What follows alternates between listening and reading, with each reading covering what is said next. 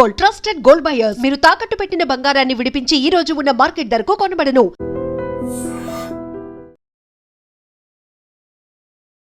Medaram మహాజాతర almost దగ్గర 2 కోట్ల మంది హాజరైనట్టు ఒక అంచనా అయితే ఉంది.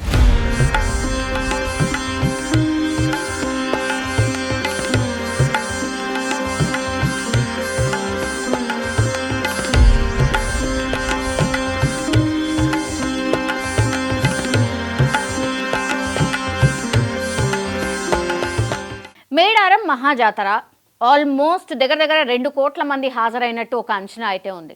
828 హుండీలు ఏర్పాటు చేసిండ్రు. హుండీ ఆదాయం దగ్గర 20 కోట్లకు చేరే అవకాశం ఉందని అధికారులు కూడా ఒక అంచనా అయితే వేస్తున్నారు. ఇప్పుడు ఆల్రెడీ మేడారం హుండీల లెక్కింపు స్టార్ట్ అయింది.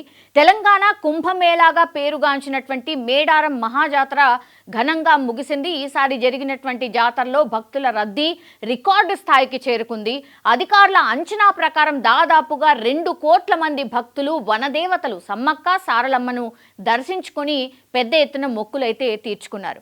జాతరను పురస్కరించుకొని రాష్ట్ర ప్రభుత్వం కూడా భారీగా నిధులు కేటాయించింది. రహదారులు అనుకోండి, తాగునీరు అనుకోండి, విద్యుత్ అనుకోండి, పారిశుద్ధ్యం అనుకోండి, భద్రత అనుకోండి, ఈ అన్ని రంగాల్లో కూడా ప్రత్యేక ఏర్పాట్లు చేయడంతో భక్తులకు కూడా మెరుగైన సౌకర్యాలు అందాయనే చెప్పొచ్చు.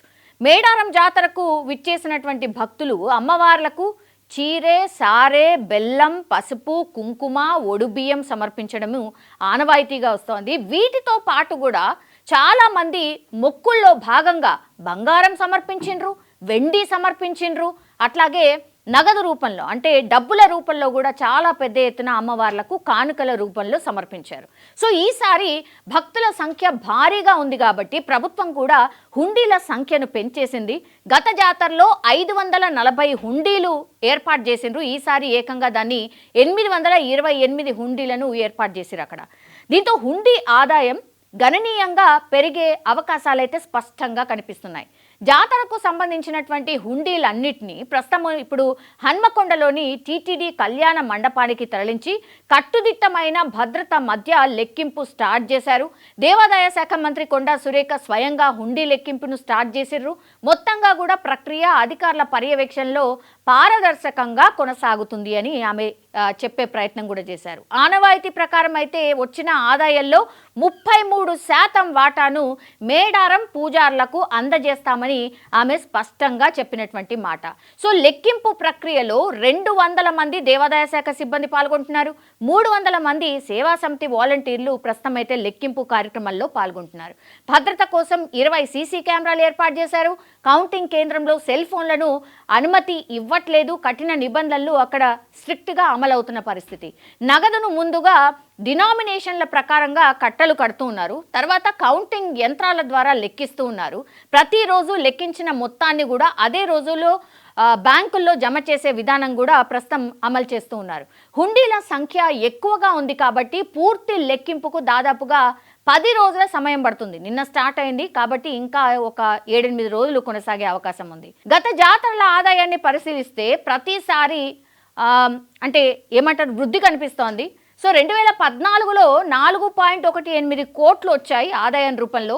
తర్వాతి జాతరలో క్రమంగా పెరిగి అంటే 2024 జాతరలో ఇది 16.85 కోట్లకు చేరుకుంది.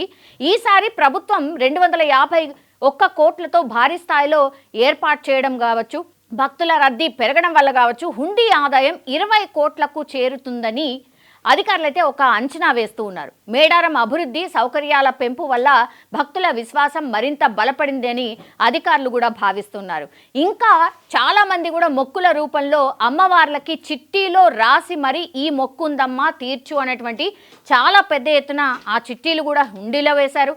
తర్వాత ఇక్కడ మన కరెన్సీయే కాదు, ఫారెన్ కరెన్సీ, దుబాయ్ కరెన్సీ, ఇట్లా రకరకాల కరెన్సీ నోట్లు కూడా ప్రస్తుతం హుండీలో దర్శనమిస్తున్నాయి. సో మేడారం జాతరలో భాగంగా 251 కోట్లు ప్రభుత్వం ఖర్చు పెట్టింది. దాని తర్వాత ఎవ్రీ టైం జాతర టైంలో ఆదాయం పెరుగుతూ వస్తుంది. ఈసారి మాత్రం 20 కోట్ల పై మాటే జాతరల ఆదాయం ఉండొచ్చు అని ఒక ఎక్స్పెక్టేషన్ అయింది ఉంది. అందులో 33% ఇప్పుడు పూజార్లకు వాటిని ఇవ్వాల్సి ఉంటుంది. సో ఇది మేడారం హుండీ లెక్కింపుకు సంబంధించిన సమాచారం.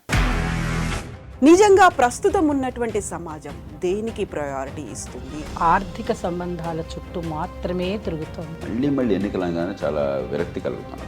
మంచి అనిపిస్తుంది కదా, లేడీస్ కూడా ఛాలెంజింగ్ జాబ్స్ చేసినప్పుడు చాలా బాగుంటది. ట్రాఫిక్ అసిస్టెంట్స్ గా నియమించిన ట్రాన్స్జెండర్స్ అందరితో సాల్యూట్ చేయించుకుంటున్నారు. ఫుడ్ డెలివరీ ఇవ్వటానికి వెళ్ళినటువంటి డెలివరీ బాయ్ అనిల్ పై కళ్ళ ముందు